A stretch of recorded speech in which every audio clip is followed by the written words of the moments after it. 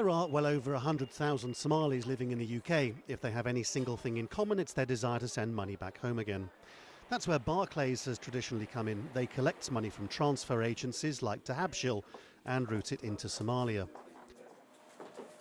Amina's been sending money back to her grandmother for 20 years as Somalia slid into chaos.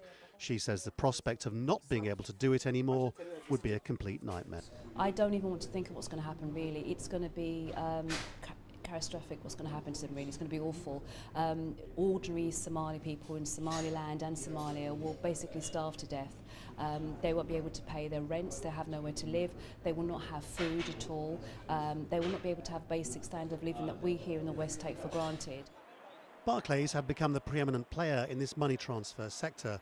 Their decision to withdraw entirely from it is based on fears about money laundering and the potential consequences to them as a business about being implicated.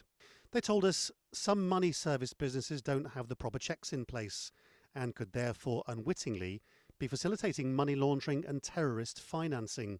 Abuse of their services can have significant negative consequences for society and for us as their bank. All of which has infuriated Dahabshiil. They say they've been punished completely unfairly. We have a good system, we have anti-money laundering system, we have a compliant team here in this office.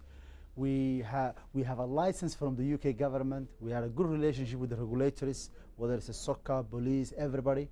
And it's them, actually, the government should decide, who does business in this country. It's argued that the reason why at least part of Somalia still functions is because of the success of the diaspora in supporting its economy from abroad.